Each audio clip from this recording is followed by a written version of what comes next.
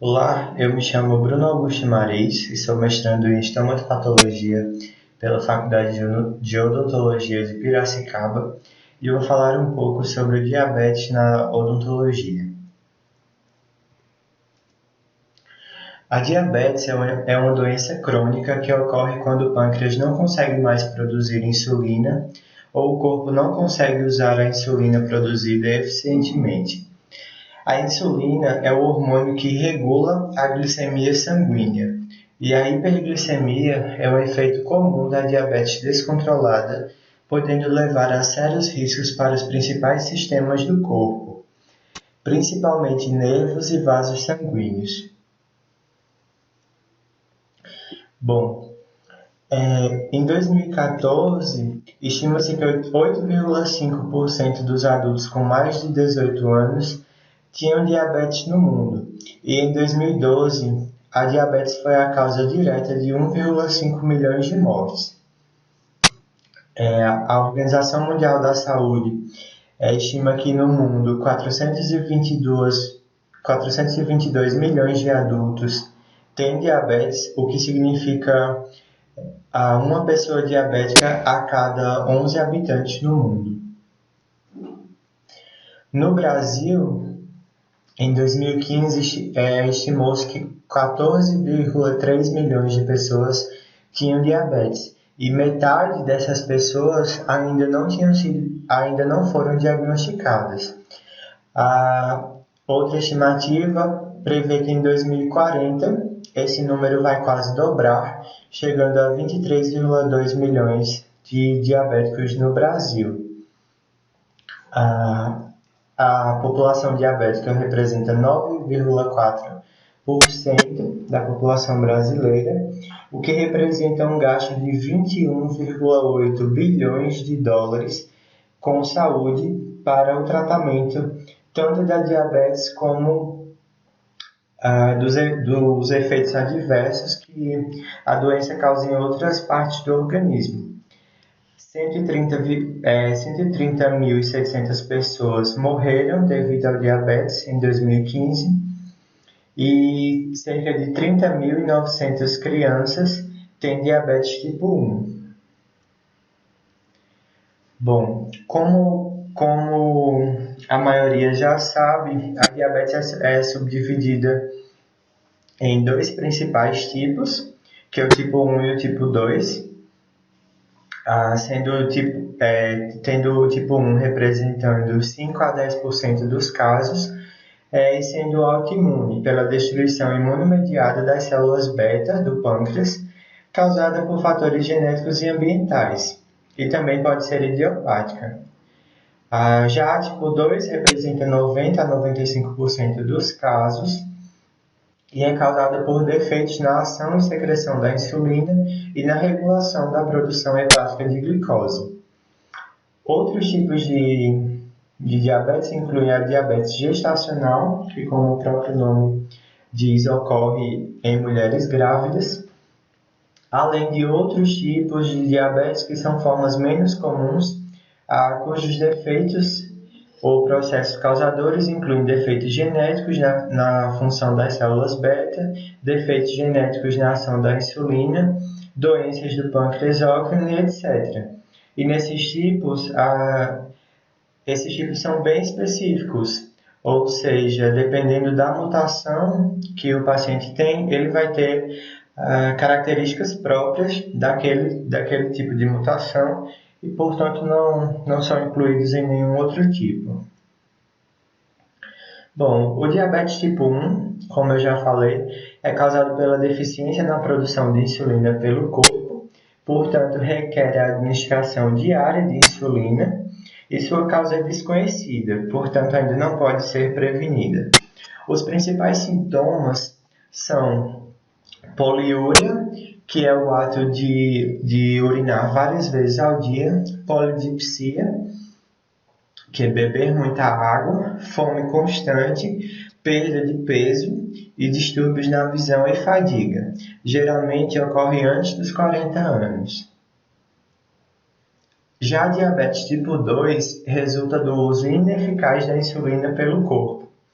Nela, o número de receptores de insulina pode estar diminuído, ou ou a atividade da insulina é reduzida após ser excretada. Ela é o tipo mais frequente de diabetes, sendo responsável por 90 a 95% dos casos, e é principalmente causada pelo excesso de peso corporal e pela inatividade física.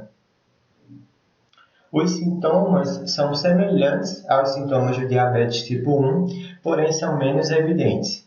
Ela é geralmente diagnosticada vários anos após o início da doença e ela afeta principalmente obesos após os 40 anos, sendo que 60 a 70% dos pacientes com diabetes tipo 2 são obesos. E até recentemente ela era vista exclusivamente em adultos, porém sua frequência está aumentando em crianças devido a mudanças nos hábitos alimentares e também diminuição da atividade física dessas crianças, que na maioria das vezes preferem jogar videogames, brincar em casa e acabam não fazendo tanto exercício físico como antigamente. Bom, os fatores de risco para diabetes tipo 2 são importantes e devem ser identificados pelos profissionais de saúde para tentar diagnosticar essa doença mais precocemente. Os fatores incluem idade acima dos 45 anos, sobrepeso com índice de massa corporal acima de 25, obesidade central, que é aquela gordura acumulada no abdômen, com uma cintura maior que 102 centímetros para os homens e maior que 88 para as mulheres, um antecedente familiar de diabetes, o pai ou a mãe daquela pessoa já teve diabetes, hipertensão arterial, os índices de colesterol e de triglicerídeos aumentados, história de macrosomia ou diabetes gestacional, um diagnóstico prévio de síndrome dos ovários policísticos nas mulheres, além de doença cardiovascular, cerebrovascular ou vascular periférica definida. Bom, um terceiro tipo de diabetes que precisa ser mencionado é o diabetes gestacional, que é uma hiperglicemia diagnosticada na gravidez, geralmente se resolvendo no período pós-parto. Ela é causada por uma diminuição da tolerância à glicose e mulheres com diabetes gestacional têm risco aumentado de complicações durante a gestação e durante o parto. A mãe e o bebê têm um risco aumentado de desenvolver diabetes tipo 2 no futuro e ela é diagnosticada principalmente durante os exames pré-natais por não possuir sintomas característicos. Em geral, a diabetes pode trazer muitas consequências para todo o organismo, sendo as principais danos no coração, vasos sanguíneos, olhos, rins e nervos. Adultos com diabetes têm um risco 2 a 3 vezes aumentado de ataques cardíacos e acidente vascular encefálico. E o fluxo sanguíneo diminuído, combinado aos danos aos nervos, a neuropatia, nos pés e nas extremidades, aumenta o risco de úlceras, infecção e amputação do membro. Além disso, a retinopatia diabética é causa importante de cegueira resultante dos danos aos vasos sanguíneos da retina acumulados ao longo do tempo.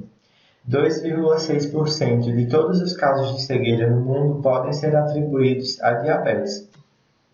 Além disso, a doença é uma das principais causas de falência renal. Bom, existem algumas medidas simples que podem prevenir a diabetes, que são medidas simples no estilo de vida, tendo se mostrado efetivas na prevenção ou no atraso da diabetes tipo 2, já que a diabetes tipo 1 não pode ser prevenida. Entre elas, a manutenção de um peso corporal saudável, alcançada pela prática de atividades físicas, pela manutenção de uma dieta saudável e por evitar o uso de tabaco, podem ser eficientes para a prevenção da doença. Bom, o diagnóstico precoce pode ser alcançado através de testes sanguíneos relativamente baratos. E o tratamento envolve dieta e atividade física, junto com a diminuição da glicose no sangue e diminuição de outros fatores de risco que danificam os vasos sanguíneos. Os tabagistas, é recomendado que eles parem de fumar. Pessoas com pressão arterial descontrolada devem ser tratadas para o controle da pressão. Os pacientes devem ter cuidado redobrado com os pés para evitar feridas que podem ulcerar e necrosar. Esses pacientes devem ser avaliados e tratados, já que possuem maior risco de retinopatia. Além disso, eles devem passar por triagem para sinais iniciais da doença renal relacionada ao diabetes. O controle glicêmico desses pacientes é feito geralmente com aplicações diárias de insulina no diabetes tipo 1, que pode ser injetável, inalável ou contínua através das bombas de insulina. E no diabetes tipo 2, esse controle glicêmico é feito principalmente através de medicamentos, como a metformina. E além disso, alguns pacientes podem também aplicar insulina para ajudar nesse controle glicêmico, além, é claro, da dieta saudável e dos exercícios físicos constantes. O tratamento odontológico do paciente diabético é bastante importante. Se o diabetes, controlado ou não por insulina, estiver controlado, todos os procedimentos odontológicos podem ser realizados sem preocupações adicionais. Contudo, consultas matinais são melhores e deve-se recomendar que os pacientes tomem a dosagem de insulina usual e façam refeições normais no dia da consulta. Recomenda-se que o paciente informe algum sintoma de reação insulínica durante o tratamento, ou seja, durante o tratamento odontológico, o paciente pode ter uma queda muito acentuada da glicose sanguínea. E isso pode levar com que ele desmaie, e o tratamento tem que ser... o dentista tem que parar o tratamento e avaliar o paciente para ver se ele tem algum sintoma mais grave ou se necessita ser encaminhado ao médico. Fontes de glicose devem estar disponíveis no consultório, ou seja, se o paciente teve uma queda da glicemia, a ingestão de algum suco ou de algum refrigerante podem minimizar esses sintomas. E se for necessário a cirurgia extensa, seja a exodontias ou cirurgia periodontal, o médico endocrinologista deve ser consultado em relação a recomendações dietéticas durante o período pós-operatório, já que muitas vezes o paciente vai ter a dificuldade de se alimentar após a cirurgia. Ele também pode ter uma queda glicêmica, já que ele não está conseguindo ingerir os alimentos que ele estava acostumado. Portanto, o médico deve ser consultado para talvez diminuir as doses de insulina, para que o paciente não sofra no período pós-operatório. E a antibiótico terapia profilática pode ser recomendada para pacientes descontrolados ou com infecções crônicas. O uso de anestésicos locais com epinefrina são bem tolerados pela maioria dos pacientes, apesar da epinefrina ter um efeito farmacológico contrário ao da insulina, ou seja, com anestesia odontológica, esses pacientes podem ter um pequeno aumento da glicemia sanguínea. Porém, o uso dos anestésicos continua sendo seguro. Já em pacientes diabéticos hipertensos ou com outros distúrbios cardiovasculares, deve ser empregada uma maior cautela no tratamento. Bom, o dentista precisa fazer algumas modificações no plano de tratamento de acordo com o estado de saúde do paciente. Pacientes controlados que estão recebendo tratamento médico adequado e bom controle glicêmico podem submeter-se a qualquer procedimento odontológico. É importante que o paciente faça a mensuração da glicose em jejum com o glicosímetro.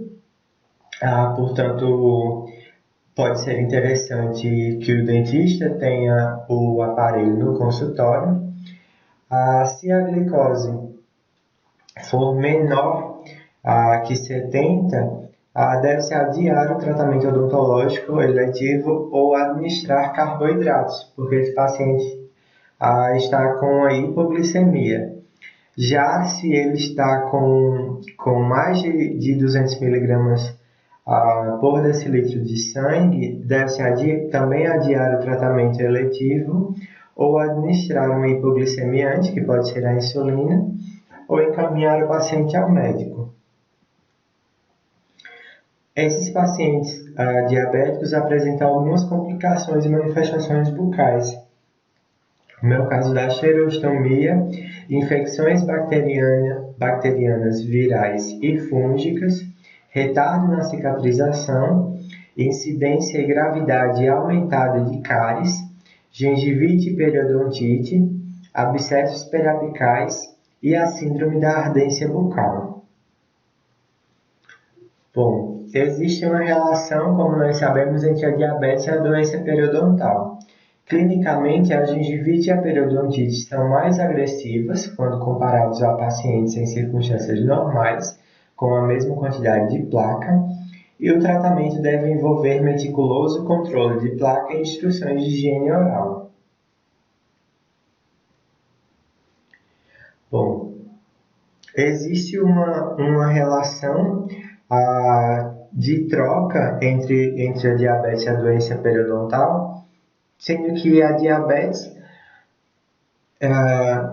piora o estado da doença periodontal e a doença periodontal também pode agravar o quadro diabético do paciente. Pacientes diabéticos possuem uma resposta inflamatória exacerbada à infecção. Ele apresenta aumento dos mediadores pró-inflamatórios no líquido crevicular, o que vai aumentar a inflamação no tecido periodontal. Ocorre a diminuição da síntese e o aumento da destruição do colágeno, o que vai tornar a periodontite muito mais agressiva. E também existe aumento da reabsorção óssea, fazendo com que esses pacientes tenham uma perca óssea muito mais rápida. Já a doença periodontal vai aumentar os mediadores inflamatórios no organismo, como fatores de necrose tumoral, o que vão aumentar a resistência do organismo à insulina. Com isso, irá ocorrer o desenvolvimento de complicações da diabetes a longo prazo. E, além disso, como o tratamento periodontal ajuda a reduzir o índice glicêmico, nós podemos deduzir que os pacientes com doença periodontal não tratados possuem índices glicêmicos aumentados no organismo. Uma revisão da Nature sobre diabetes e periodontite resume as alterações que ocorrem no organismo e sua importância para o desenvolvimento dessas condições. Em um paciente com diabetes, a microbiota periodontal vai se tornar muito mais agressiva devido a uma inflamação aumentada nos tecidos, além da ativação do RAGE, que é um receptor de diversos órgãos que nos pacientes diabéticos está ativado, causando várias complicações como doença cardiovascular e doença renal. Ele também vai agir na periodontite, tornando essa inflamação aumentada e tornando o reparo deficiente. Tudo isso vai aumentar a destruição do tecido periodontal nos pacientes diabéticos. Além disso, um estudo mostrando que a triagem dos pacientes no consultório odontológico para diabetes tipo 2 é uma ferramenta válida, já que a identificação dos fatores de risco pode ser feita pelos dentistas e então os pacientes considerados de alto risco podem ser encaminhados ao médico, proporcionando a detecção precoce da doença. Os dentistas não irão diagnosticar ou tratar a diabetes, mas a detecção precoce irá resultar em melhores resultados médicos e odontológicos com a redução dos impactos negativos da doença. Uma revisão sistemática da Cochrane avaliou a relação entre o tratamento da doença periodontal e o controle glicêmico em pacientes diabéticos, já que é bem discutido essa inter-relação entre a doença periodontal e a diabetes. Vários estudos visam correlacionar o tratamento periodontal adequado desses pacientes e uma melhor resposta dos índices glicêmicos sistêmicos. Esse estudo mostrou que existe evidência, embora de baixa qualidade, que nos permite afirmar que a raspagem e alisamento radicular ajudam a reduzir os níveis de glicose no sangue de pacientes diabéticos em 3 a 4 meses após o tratamento. Porém, a associação de antibióticos ao tratamento periodontal não mostrou diferença nos níveis de glicose. Essas são as leituras complementares dos livros de manejo odontológico do paciente clinicamente comprometido e terapêutica medicamentosa em odontologia, além desse artigo, que é mais um guia para o dentista avaliar e tratar a doença periodontal em pacientes com diabetes.